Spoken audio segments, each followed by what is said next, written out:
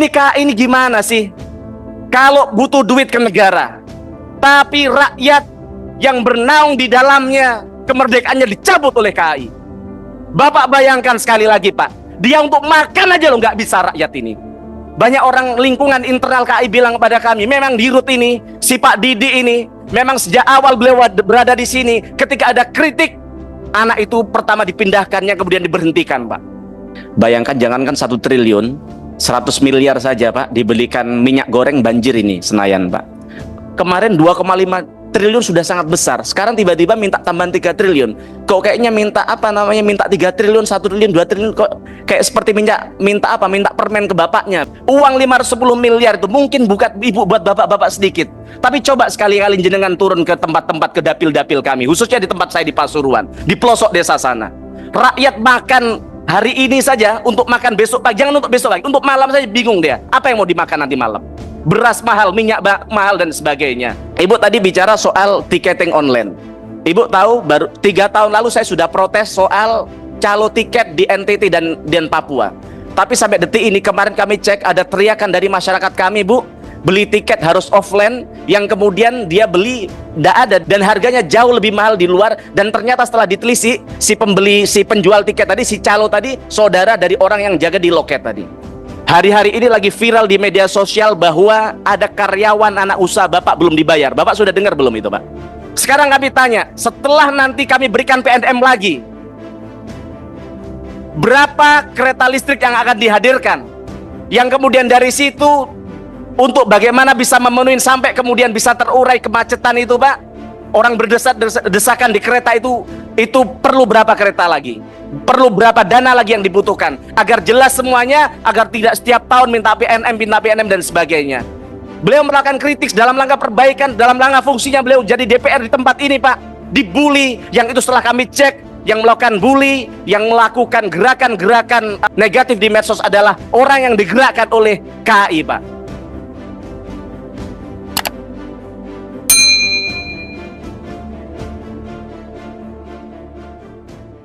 Malam ini. Siap. Silakan Pak. Terima kasih pimpinan. Yang pertama singkat saja untuk mulai dari Inka. Oke Pak Inka. Bapak sebelum di situ saya pengen bicara bahwa PMN dari kemarin kita dalam minggu ini kita fokus di urusan PMM dan duitnya tidak kecil Pak. Bayangkan jangankan 1 triliun, 100 miliar saja Pak dibelikan minyak goreng banjir ini Senayan Pak. Jadi maksud kami ini bukan duit kecil. Dan Bapak jabatan direksi di sini tidak lama loh Pak, paling lama 5 tahun. Dan ketika kami dulu awal di Senayan, kami lihat orangnya baik-baik sungguh-sungguh, ternyata di akhir periodenya karena koruptif ditangkap KPK, ditangkap kejaksaan dan sebagainya.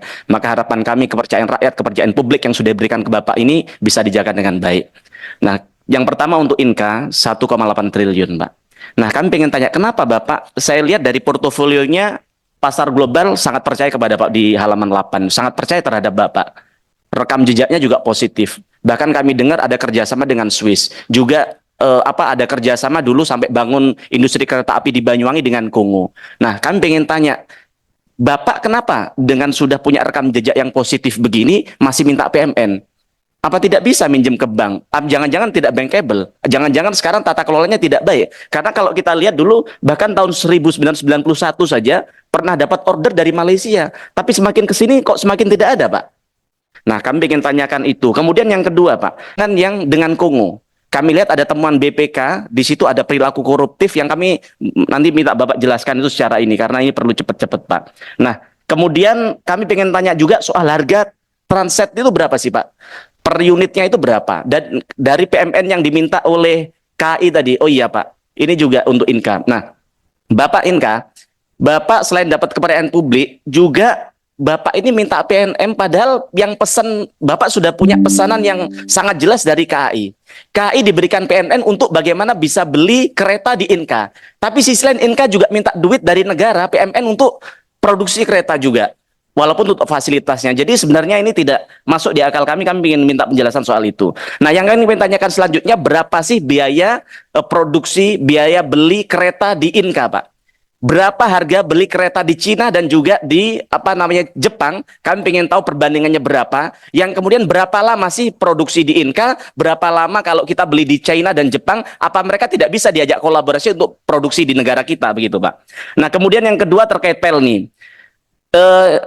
Ini menurut kami kemarin 2,5 triliun sudah sangat besar. Sekarang tiba-tiba minta tambahan 3 triliun.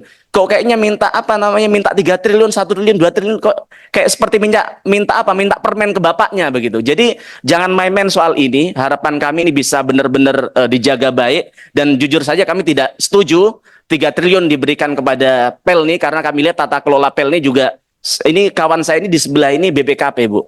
Kita bicara tadi ketawa-ketawa lihat apa namanya tata kelola keuangan tapi itu biar kawan kami yang bicara soal itu, Bu. Tapi begini, Ibu tadi bicara soal tiketing online. Ibu tahu baru 3 tahun lalu saya sudah protes soal calo tiket di NTT dan Papua.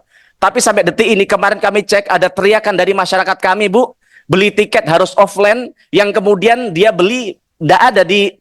Padahal tiket itu masih banyak di luar, tapi kemudian kalau di tempatnya tiketnya yang tidak ada, Bu. Dan harganya jauh lebih mahal di luar, dan ternyata setelah ditelisik, si penjual tiket tadi, si calo tadi, saudara dari orang yang jaga di loket tadi. Jadi kami ingin tanyakan, kalau Ibu tadi bilang sudah online, itu bohong besar. Yang terakhir Ibu bisa lihat di medsos, di situ banyak sekali masyarakat yang mengeluh soal itu, Bu. Nah, kemudian kami ingin tanya juga soal update dari KPK yang melakukan penyidikan soal perkara korupsi terkait komisi untuk asuransi fiktif yang diusut saat itu, Bu. Bagaimana update-nya, tindak lanjutnya seperti apa, dan jangan-jangan orangnya masih ada di sini sekarang. Nah, kemudian ke KAI, Pak.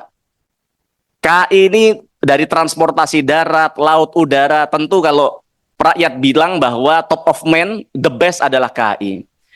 Tapi kami lihat akhir-akhir ini karena mungkin terlalu berada di zona nyaman, terlalu banyak dipuji. Karena jujur setelah dulu dipegang Pak Jonan, KAI memang sudah tumbuh jauh lebih baik daripada industri transportasi yang lain.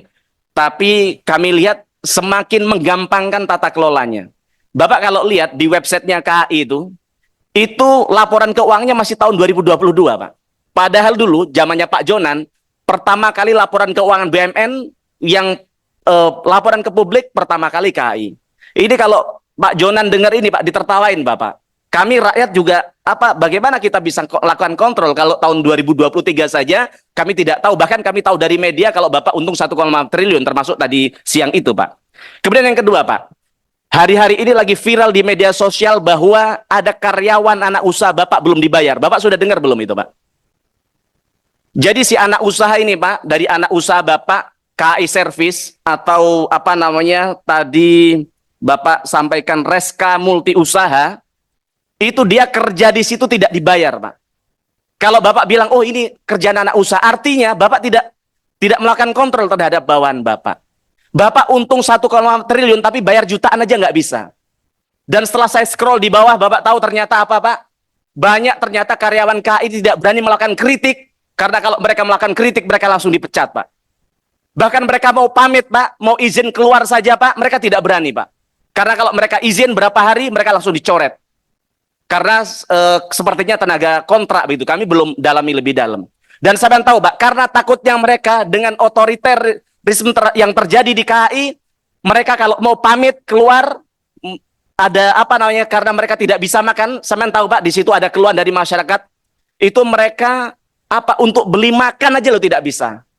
Saya tidak tahu berapa gaji mereka sampai beli makan saja tidak bisa dan tidak difasilitasi, walaupun dia pekerja bagian restoran, bagian restorasi di KAI, Pak. Dan bahkan ketika dia naik angkutan, mereka tidak lagi punya uang, mereka izin. Izinnya bilangnya sakit, izinnya bilangnya mantenan dan sebagainya. Artinya kemerdekaan mereka terjabut, Pak. Artinya bahwa bangsa kita mendirikan kereta api ini yang tujuannya adalah mensejahterakan rakyat. Bahkan jangan pemerintah. Jepang saja dulu mendirikan kereta api, salah satu tujuannya adalah mempermudah akses terhadap rakyat kita, kesejahteraan mereka. Tapi justru setelah di tangan KAI, kemerdekaan mereka dicabut, Pak. Dan ini bukan hanya di anak usaha, Pak. Setelah kami scroll lebih dalam, kemudian kami speak up di media, banyak orang tanya kepada kami. Banyak orang lingkungan internal KAI bilang kepada kami, memang di Rut ini, si Pak Didi ini, memang sejak awal beliau berada di sini, ketika ada kritik, anak itu pertama dipindahkannya, kemudian diberhentikan, Pak. Dan kemudian bahkan jangan itu, kawan kami tadi bilang, Bu Evita, mohon maaf, beliau melakukan kritik dalam rangka perbaikan, dalam rangka fungsinya beliau jadi DPR di tempat ini, Pak. Dibully, yang itu setelah kami cek, yang melakukan bully, yang melakukan gerakan-gerakan negatif di medsos adalah orang yang digerakkan oleh KAI, Pak. Ini KAI ini gimana sih? Kalau butuh duit ke negara, tapi rakyat yang bernaung di dalamnya, kemerdekaannya dicabut oleh KAI. Bapak bayangkan sekali lagi, Pak. Dia untuk makan aja loh nggak bisa rakyat ini. Yang pertama saya minta, saya akan pantau. Saya tidak mau satu orang ini diberhentikan, Pak. Karena kami tahu, karena dia kritik, karena dia kritis di media sosial, si anak ini mau diberhentikan. Yang kedua, kami mau ini segera dibayar, Pak. Kemudian yang ketiga, soal PNM yang telah diberikan. Kami ingin tanya, dari 17,7 triliun, Pak, itu sudah jadi berapa kereta KRL, Pak? Karena semenjak kami duduk di tempat ini setiap tahun minta PNM, tapi setiap tahun juga kami lihat di kereta selalu berdesak-desakan. Tidak ada perubahan sedikit pun. Sekarang kami tanya, setelah nanti kami berikan PNM lagi,